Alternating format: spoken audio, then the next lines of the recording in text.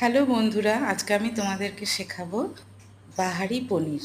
তো পনির নিয়ে নিলাম, ফার্স্টে কিউব করে কেটে নিলাম একটু বড় বড় করে। তার মধ্যে নুন, মরিচ গুঁড়ো এবং সামান্য কর্নফ্লাওয়ার মাখিয়ে সাদা তেলে একটু লাল লাল করে ভেজে নেব।